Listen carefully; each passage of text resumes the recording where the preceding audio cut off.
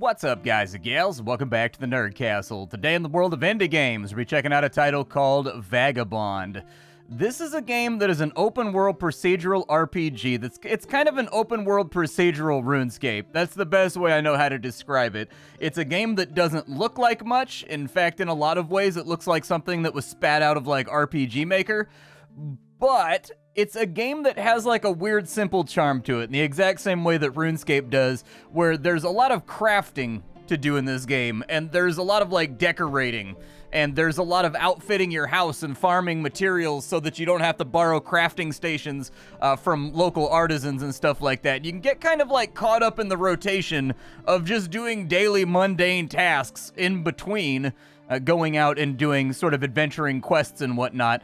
This game is going into early access very soon. The developer has expressed on his Steam that he has big plans for the game, but doesn't want to promise anything just yet because he's just one guy, and that's the entire team that's working on this thing. But I think that what they have right now is interesting and promising. It's pretty bare bones, but it's definitely playable. So we're going to dive on in and play for about 30-35 minutes and see if it's something you wanted to add to your wish list or otherwise pass on. If after watching this episode you wanted to get the game for yourself, I got a link for you down below in the description.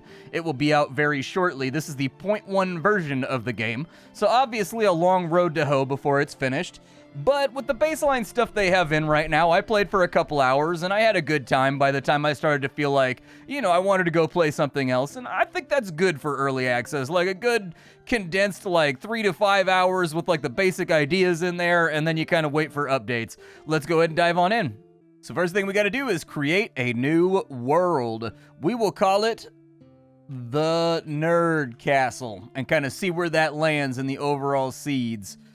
Does that, like, change your... I bet the capitalization matters, too. All right, we'll create it, and then from there, we've got to make ourselves a character, and so we'll grab a character here, and I'm pretty bone white, man. I can give, like, a little bit of tan in, like, the summertime, but, you know, like, I'm kind of like a ghost when I make big moves out here in the world, so I need my character to kind of look... I'm one of those weird people that my character always has to look like me.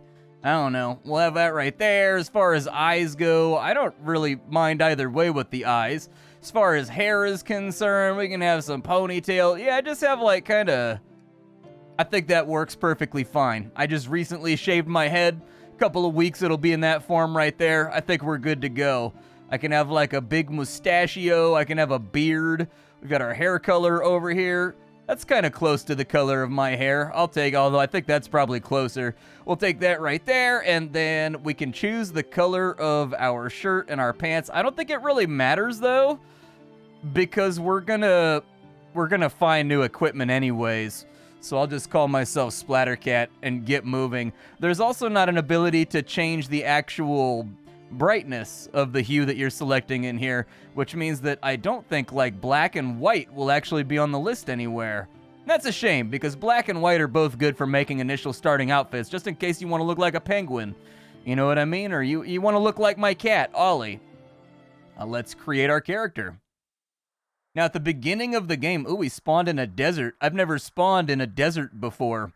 So we're in the middle of a desert right now. This game procedurally generates an entire world for you to adventure and fly around, and there are going to be villages in some of these little countries. There's going to be big cities in some of these. Some of them are going to be barren and have nothing inside of them except for like nodes that you can harvest off of. For right now, if you're wondering how we got here, you should check your quest log. The game doesn't like make it super apparent when you land on it. In fact, I think starting in the game could have a little bit more fanfare without any spoilers, like having a bird kind of like carry you and drop you in here, sort of Valheim style, or having you laying on the ground unconscious and then like waking up and looking around and being like, what happened?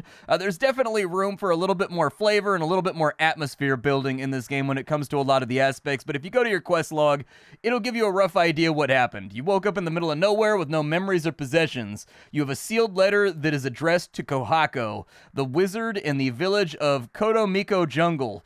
You should find this mage and deliver the letter to her. Perhaps she can help you shed some light on what happened. Now, normally, around where we spawn, there should be a signpost around, unless this is Kotomiko Village. Let's find out, is this Kotomiko Jungle? We're looking for Kohako, and this is Kohako's house right here. I think that the first quest giver is always a wizard, and wizards in every single city, they hang out inside the alchemy lab. These cities are also procedural, but there are things that persist in between runs that you'll be able to figure out, like wizards that you're looking for are always inside the alchemy area. Here's the Alchemist right here, so we found it. Kohako should be in here. Yeah, she is. And then we will give her this letter right here. The game is very old school about this kind of stuff. You've actually got to pick up and drag and drop the letter on in here, EverQuest style, and then give it over to him. Or I guess, yeah, I think Ultima also had that system. You look in bad shape, my friend. Thank you for finding the courage to deliver the letter to me despite the hardships that you have faced. The letter is coded, and it's going to take me some time to decipher it. Take this gold as compensation for your troubles and go see Yumiko, the blacksmith. He can provide you with different pieces of equipment. It's not super developed right now, but there are also different cultures in this game. So the first village that you go to is almost universally sort of like Japanese, with like the paper bamboo houses and whatnot. And then as you get further out, there are also kind of like medieval fantasy European villages and stuff like that too, in case you were wondering. And the music changes up depending on what village you're in. Is the slimy anvil the blacksmith that I'm looking for? That's Yumiko. So with Yumiko, a couple things that we'll want to do. We'll want to talk to Yumiko first, and we will want to train, actually, strangely enough, because every single crafter in this game has initial recipes that you can learn from them for free, and you kind of want to go through the list and find those. It doesn't have great quality of life. I think there'd be a really good opportunity here for them to have a couple different tabs at the top to sort this by like level, or to sort by free, or to sort by what has a cost or what has a level cap and things like that. But for right now, you are going to have to pan through. I think it kind of takes things to the top, but every now and again in some shops I find things that I can learn at level 1 or whatever that weren't in other spots. But I think the free stuff is normally towards the top. It's hard to say. From there, we got to trade with her. She's got a dagger that deals 5 to 8 damage. That's really good as far as daggers go. So I'm going to buy that. The weapons in this game are like Diablo 2. They have different affixes and things on them. I don't know if this guy will have anything magical inside her shop, but we do have some hide armors here. We can afford some spalders. I'll take those. So that gave us shoulder pads right there. Everything you buy for your character does show up on their person, in case you were wondering about that as well. That bronze dagger can go right there, and that's about the best that we can afford for the moment. And from here, after we get the main storyline quest from the wizardess, it's pretty much on us, and we can do whatever we want along the way as we work on that main quest. The game has no shortage of random procedurally generated quests to help you earn money and get XP. You can become a crafter, you can become a carpenter, you can become a stonemason, you can become an alchemist, you can become a wizard, you can become a knight or a warrior. Whatever you want to do it. This is not a game that's going to give you a whole lot of guidance in that regard. It is more on the purest end of sandbox, in my opinion. We'll ask her about the mysterious letter, and she says, "You look much better now. Unfortunately, the letter says nothing about your past, and what's worse, the missive warns the Mage Guild that a great peril is coming.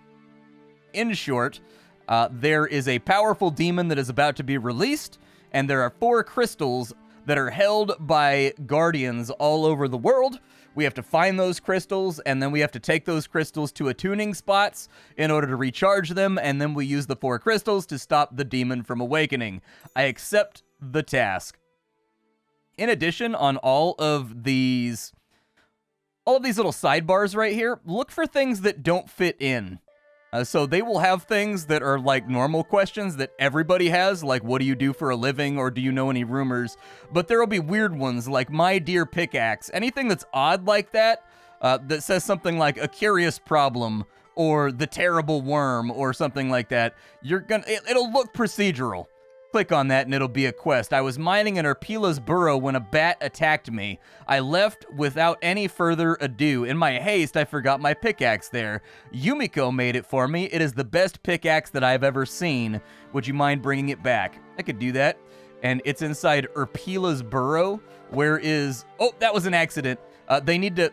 This actually brings up a point that I forgot to mention. It's very easy to friendly fire villagers in this game by left-clicking on them instead of right-clicking on them. I would like to have a safety when you're inside of town, just like a gun has. Add a little toggle to the UI down here that says safety or friendly fire off. or like attack disabled, and when you have that checked, you cannot swing your weapon in town, because the amount of times I've gone to jail in this game for accidentally hitting people is actually really high. It happens pretty constantly, because like, I don't know, I just keep like right-clicking and stuff when I shouldn't, or left-clicking. Where is Urpila's Burrow? If you go north, you will find it. All right, cool. You do have to question people further if you want to know where things are. There are some things you can steal in this game, so if there's any crates or anything floating around, I do recommend you go through those, and as long as there's not a little exclamation point next to the icon for these items, you could just go ahead and freely take them, and it's a really good way to fill up your inventory with initial food to keep yourself sated, because you do have to take care of like basic survival needs while you're playing the game. The yellow meter down here is kind of like a conceptualized unified hunger and thirst meter. You just got to keep it full, and if you eat food while it's already full, then it will give you a regenerative effect. She said Urpila's Burrow is to the north, so we'll go ahead and take a look and see if we can find that. I did find that the game is a little bit flat. I do think that they could find a couple of ways to make the background pop out from the foreground. This game is adhering to like a 32 color scheme or something like that. It reminds me of old games on like the Pentium 1 or the Pentium 2 with the color scheme that's been selected. I don't know if that's correct or not, but flatness was a problem with games back then too. I think adding a little bit of sway to the trees, or like occasional leaves that blow off, and then you also get some wind lines or something, and the trees sway in the direction of the wind line just by slightly modifying the sprite for the tree or for the bushes, would be a good way to break that apart. In addition, it feels like there's a lot of dead space that doesn't have like little tufts of grass or like little tufts of pimpernels or like little decorative things that sometimes make it feel a little bit more flat right there too. Having a little bit more variety to the bushes and the grass tuft styles and the flowers and the things like that, I think would help with the flatness too, because the game does look very flat. But let's do our first dungeon here. Unfortunately, inside this first dungeon, I don't have a pickaxe yet, so, I guess there was just a bronze pickaxe. Ow, ow, ow, ow. Hey, I'm being eaten by a bat. It stings. Fight me. There we go. Okay, we knocked him out, and it looks like we cut off his wing. Now, this game also has kind of an interesting system where you get XP for everything that you kill, but you also level up these generic skills right here through usage. So it's a little bit of a hybrid, in all honesty, kind of in the same way that Skyrim was. Was that how? Yeah, Skyrim. Skyrim's what I'm thinking of. I guess all of the Elder Scrolls games. So, like, you get XP for quests, but you also, like, get sort of just XP through usage, and when you level up through the XP that you gain from quests and whatnot, you will get a skill point, which goes into the big skill tree that's over. Hold on, I got too many bats to fight out here. I gotta get the timing down and wipe these guys out. I'm already at half health. It's very dark in here though and difficult to see. If you're having trouble with the zoom level of the game, you can actually adjust that, but I would actually recommend that they change this so that it goes up by 2.25 increments, because while I was playing the game, I very much wanted to be able to go to like 1.25 or like 1.5 zoom, because the game is much too zoomed out for me personally, and the UI feels very small. And so I think two things that could go in right there is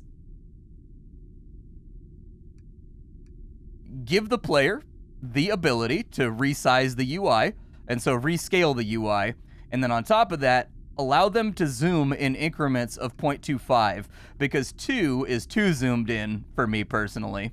But 1.5 would just be like perfect, right exactly where I would feel comfortable playing the game and where the detail was apparent to me. And so that was another thing while I was playing for a couple hours that I wanted to point out. We do have some nodes down here, and we've got an elemental bat. Pretty strong chance he may actually... Oh, he almost got me. Okay, I'm gonna have to eat some food. We're pretty beat up. Do I have any food? Yeah, the quest giver gave us 30 strawberries right there. But there are random enemies. They aren't like Diablo 2 enemies where they have like affixes that make them do special abilities, but they can be elementally attuned. So this little green guy right here, I think was an earth bat. No, it's an air bat. That's what it is. And so when you find one of the ones that's kind of like attuned with an element, when you defeat them, they sometimes drop a mote of that element that can be used for crafting gear that has that particular elemental affinity, so that when it hits enemies of the opposite affinity, I think you get like like bonus damage or something. I'm having a hard time hitting these bats just because they're so little and they're so fast. They hit really hard too. Let me eat another strawberry. I would like to see an eat animation implemented. Oh, I don't have my right weapon out. There we go. Luckily he got stuck on that rock over there, but I would like to see an eat animation added, so like when I eat food, having the little sign of a... Uh-oh. Yeah, just keep swinging. There we go. Luckily he got stuck. But every time you eat, having a little strawberry levitate up above your head and then do like a little animation where it swooshes outwards and becomes like a medical plus or something like that would be nice, just to make it feel a little better when you're eating food. Right now, all you really get is the audio confirmation, which is fine. It's utilitarian for right now, but just because something's fine doesn't mean it can't be better. Let's go ahead and we'll get some coal out of these veins right here. The worst case scenario is we will vendor all of the goodies that we're pulling out of the stone here. This is actually a very nice pickaxe. It does 2 to 3 damage. I think in the couple hours that I was playing, I only got a pickaxe that did 2 to 2. So 2 to 3 is actually kind of quite a bit better than what we had. A little bit of ore right there, like that, like that. Need to keep eating though and keep my health up. All right, let's cut on over to the right. Oh yeah, the skill trees. Skill trees, I don't know if they're fully implemented just yet, but if I press the C key, or the C key here, we've got talents right here that you can get, and at the moment they are divided up by kind of job, like gatherer, crafter, thief, mage, warrior. Can't wait to see how these develop and if they get larger and more complex. You've also got reputations with all the different towns that you're doing quests in, and certain services and things won't be available to you until you hit a certain reputation. There are also guilds like the Mages Guild, the Fighters Guild, the Thieves Guild that will give you special quests. These are all of these skills available in the game for right now. As you can see, our defense and our melee is going up through usage, so that's good. I think we just get like 1 more damage for each melee level that we get. For these bats, it may actually be a better idea to zoom in. I'm missing a lot of swings right now just because I can't see the little turds. Yeah, that actually helped out a lot. I think that's what it was. It was a visibility issue where I couldn't fully see. Yep, I'm not taking any hits now. I'm timing it properly. It's because I was zoomed too far out. I would like to see it so you can maybe, if I hold down Control or I hold down Shift or I hold down Alt, yeah, that'd actually be a good idea. Like holding down Alt and doing your mouse wheel, that could zoom the game in and out too on the fly so that you didn't have to go to the options. That'd be a really nice thing to have in here to make that easier. A little copper vein right there. Little copper vein right there. I'll take it. The stone isn't really worth anything, so I'm not going to stress about it too much. But with this coal and this copper, we should be able to make some initial starting gear, I think. What am I walking into in this room? Anything dangerous? A bat. Okay. Yeah, I'd like to be able to zoom in and out on the fly as well. That'd be really a water bat, huh? All right, he whooped me up pretty good. Unfortunately, with the perspective being the way it is, sometimes it's very difficult to hit things in the up and down direction for me just because of how sprites look when they're laid on top of like an environment. We're pretty beat up. I'm going to have to go to the store and get myself a health potion before too long, I think. Is there anybody else up and around here? I think this is the way that I came in. Yeah, there it is right there. I don't think there was any other branching paths. Was there anything to the north? No. I would like to see a little wireframe mini-map that fills in as you're going through the dungeon as well with like Fog of War, and it clears as you get further and further inside the dungeon, like your character is auto-mapping. You could even maybe make a cartography skill that makes the auto-map more or less efficient and map larger and larger viewable areas as you're walking throughout the game. That'd also be really cool. I think that'd be a fun way to bring some immersion on in. There should be a chest in here somewhere. I'm going to see if I can find it. Aha! As expected. Through the horde of bats, the likes of which mankind has never seen before, I found a chest. Always try to, and there you go. Now I don't have to worry about it quite so much when I hand the pickaxe over to the quest giver.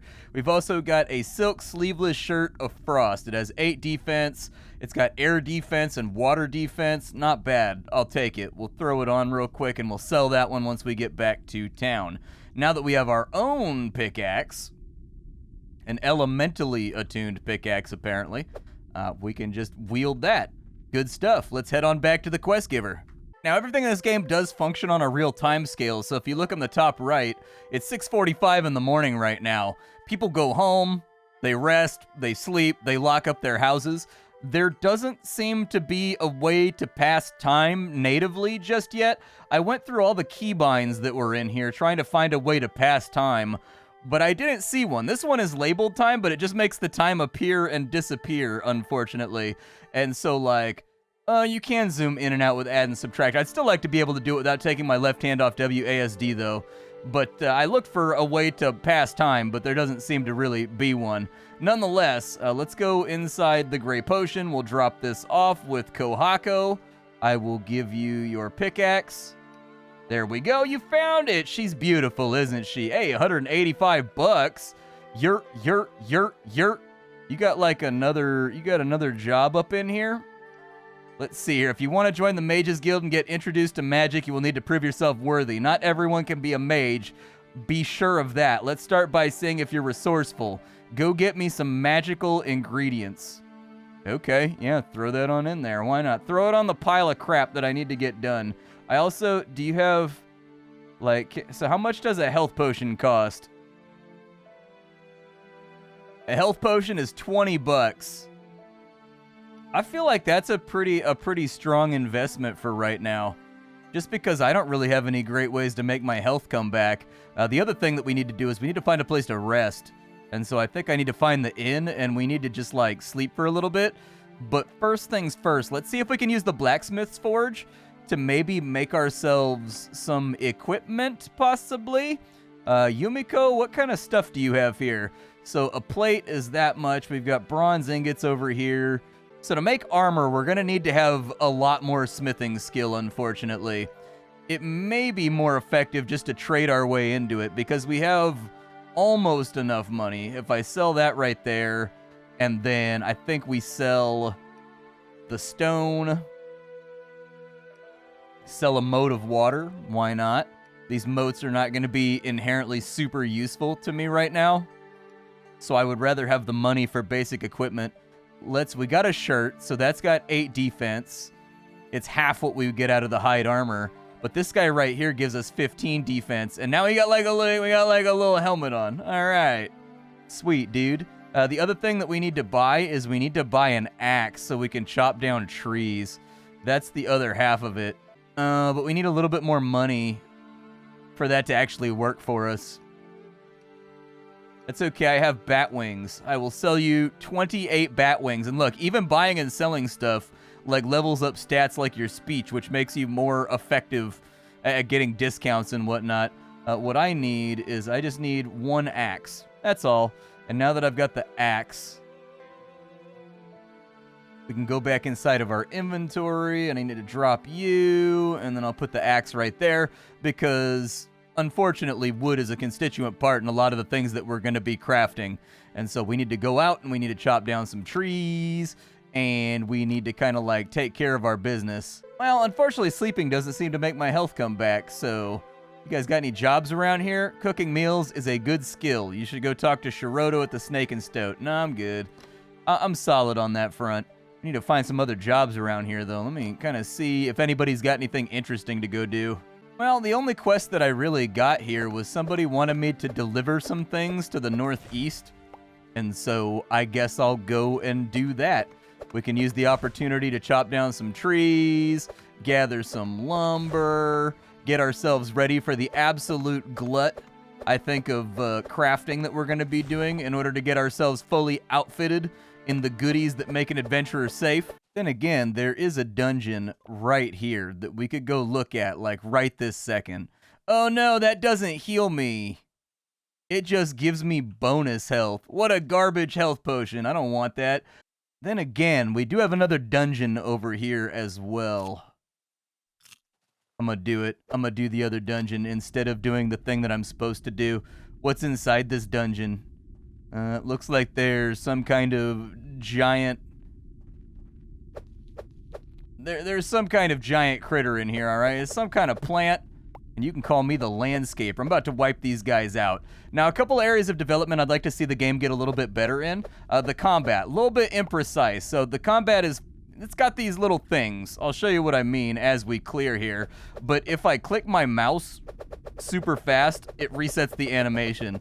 You're going to want to get rid of that and force the player to commit to a swing when they left click and memorize the rhythm of swinging. On top of that, combat in this game is not that in-depth. It's just spamming attacks at one another till something dies. There's no dodging, there's no avoidance or anything else as of right now, and I think that should be a thing. Having like a dodge roll and a block added on into the game, I think would be a really strong decision to diversify the combat a bit, and then the developer could go further and give, he could give the creatures in this game AoEs and little red lines on the ground that you could avoid.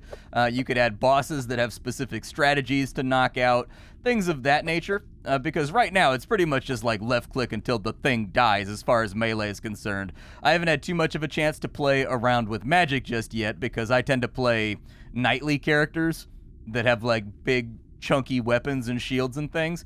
But I do think it could be a little bit better, and in line with making that feel a little bit better as well, when you left click, having kind of like a combo that you trigger that's like, and slightly slides the player in the direction that they're holding down on W, A, S, and D would also be a good way to make the battles feel a lot less concatenated, because right now they feel very immobile and kind of stuck in one spot and a little bit stiff.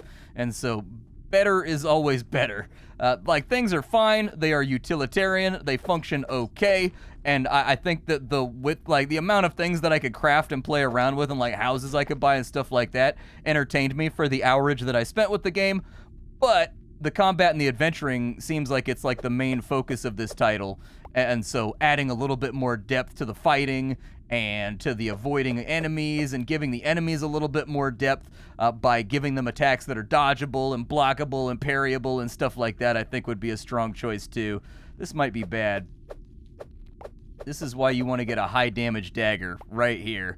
It's for when they clump up on you like that. Ow. Okay, yeah, just walk around my attack and deal damage to me. Huge amounts of damage to me, actually. I love, just hit me harder. Yeah, that's what I'm into. Well, there's only like one more room left till we get our treasures, so I guess... Oh my god. Okay, he just like walked around me and didn't even care. Why are my attacks not... Why are they not accounting? Hitboxes are a little bit scuffed in this game. A little tiny bit weird. There we go. Perfect. All right, that's going to need to be tightened up as well. Let's go ahead and just smack you up a little bit. I think the enemies get like immune after you hit them once or twice.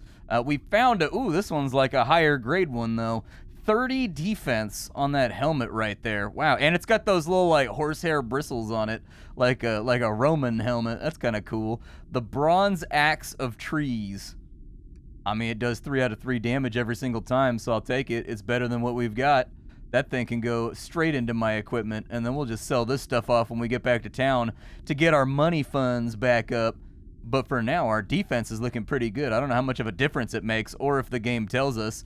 Yeah, so I don't really know what our percentage mitigation is because there's no tooltip or whatever when I mouse over the top of this, but we have talents? No, we don't have talents to spend yet. We're working our way over there, though. And we will have talents soon. Melee weapon damage up by 20% might be nice. I feel like range is a strong play in this game. Like, keep me back away from the enemy as far as possible. I took the time and I mined all the veins around here that were worth mining, so we should have a lot of crafting materials on us whenever we get to a town that will allow us to use that. But we've been told to report to the northeast to drop off some iron ingots between... Oh, there's like bandits and everything going on over here. Okay, yeah, we got drama happening. There's snakes all over the place. I'm gonna need to find some forageables too. I don't really have any food left. Well, there's a giant squad of chickens over here. I mean, if that's not dinner, I don't know what dinner looks like. Let's go ahead and take them out real quick. If I could just get a couple of chicken legs to drop, I feel like that'd solve a lot of what ails me. You know, nothing fixes blunt force trauma like a good drumstick. Oh, here's the town right here, actually. I was going to make like a bigger edit right there because I thought we had a longer walk in front. Well, I'm still going to have to make a bigger edit. So the entire town is closed down right now due to the fact that, you know, wow, chicken legs get you healed, bro. Okay, chicken legs are like goated for getting you nice and strong. They give you like a full 20 healing or so. That's super. That's like the first effective healing I've found so far outside of meat steaks from cows. I'd also like to see a key added, a la roguelikes, actually. Like rest, basically. Where you can press the R key and your character will just like emote sit down on the ground and time will pass like 3 or 4 times faster. And like your health will slowly tick upwards just in case you find yourself in a situation where, you know, you don't have any restoratives left. That was another observation that I had from while I was playing, is sometimes you only have like crappy foods on you, and like I know you can go like buy or like hunt or whatever, but sometimes I wish I just had like an R key where I can sit down and rest. That could probably also function as your time pass key at the same time, just in case you wanted to like wait until the village wakes up. So this is the person's house we're supposed to be delivering these materials to. Everybody should wake up around 6:30, so there shouldn't be too much time left standing around leering and holding a knife. A long time ago, Petco hired me to do that specifically just to drum up more business. But yeah, what do I think about Vagabond? I think that Vagabond is very early on in its journey. I think if you treat this game more like a framework than an actual fully fleshed out project as of right now, that's probably a good spot to be. Pretty much every aspect of this game can afford to be tightened up or expanded upon. So for me personally, as a melee player, I would love to see the melee really get touched up and made to be more interesting, because as of right now, I don't think that the melee is quite interesting enough to hold a player's attention over like a long 50-hour, open world campaign or whatever it is this game is trying to do. It feels very RuneScape-y to me, where it's a sandbox where you set your own goals and you kind of do your own thing, but doing your own thing, a big part of that is going to be combat, because you can't get the crafting materials for all the various things and industries that it wants you to work on without doing combat. And since I'm predominantly a melee player, I found that the melee combat is kind of like Stardew Valley's melee combat, but a little bit less tight. There's a lot of room there for the hitboxes to be tightened up a lot and to feel a lot better. I do think that weapons should have like a white swoosh indicator that shows their range, and they could have their range increased a little bit. That would make the enemies have a much harder time hitting the player. But that's where the enemies could then be made much more interesting and like cast fireballs at the player and lunge at the player and put down AoEs and things that the player needs to get out of the way of, that would then necessitate kind of dodging and blocking and parrying and things of that nature to bring the melee combat up to sort of modern parity. For now, this is a game that has some pretty deep crafting systems with a lot of stuff to craft and a lot of stuff to fiddle with. Pretty much endless procedural dungeons, although those dungeons are not super interesting. They could definitely use a lot more focal features and a lot more set pieces to make the dungeons come together and possibly feel a little bit more unique, instead of all just being either a crypt full of, coffins or a cave full of nondescript kind of just brown dirt. I think that's an area where they could develop pretty well on the adventuring side, too. Up to and including things inspired by Dungeons & Dragons, like the ability for your character to climb, or the ability for your character to use rope to climb to areas and dungeons that you wouldn't otherwise be able to get to. Lots of interesting opportunities here for skill checks and things of that nature to make the game more interesting. What do I think the game does well? I think the game does crafting very well. There is a lot of crafting to be done in this game, and a lot of elemental affinities, and a lot of enchantments, and a lot of things to fiddle around with, and a lot of potion brewing and furnishing, and you can do weaving and tailoring and stuff like that. That's all great. That's really fantastic, and I think they've got their foot forward in the right direction there, because I found myself wanting to do the crafting. Really, this is the bare bones beginnings of a game that seems to be fashioning itself very heavily off of old games like Ultima and games like RuneScape. Whether or not it's going to be something super awesome and super in-depth in a couple of years, I don't know, but this first early access has me intrigued. I think if they can get the combat tightened up and make the melee feel a lot more interesting and a lot more engaging, and they can get the monsters upgraded and make them feel interesting and engaging as well, and they can get me into the swing of kind of dungeon diving and picking up all the materials that I need to craft, I can say it'll probably get me addicted. For now, what you have is a game where it's got the framework in there, but it needs to be expanded upon pretty much in every regard outside of the crafting, in my opinion. My name is Splattercat. I sift through the pile to find what's worthwhile in the world of indie games every single day, so you don't have to. Today up on the chopping block, we were fiddling around with a little title called Vagabond that's made by one guy. I will be keeping my eye on it as it goes forward and seeing what sort of cool features the developer manages to add to the game, because from the forum posts and whatnot that he's made, it sounds like he's got big plans for the game. It's just that that's been tempered by the fact that he said a couple times on random posts that he doesn't want to promise the world, because this is something that's going to take a lot of work and he's going to be working on for a very long time, and like who knows where it's all going to go. And so he's kind of just adding things and working on the game all by his lonesome for right now. Keep an eye on it. It's Vagabond. My name is Splattercat. I sift through the pile to find what's worthwhile in the world of indie games every single day, so you don't have to. I'll be back tomorrow with something hot and fresh off the indie skillet, but for right now, it's time for me to go. I'll see y'all tomorrow. Take care, everybody.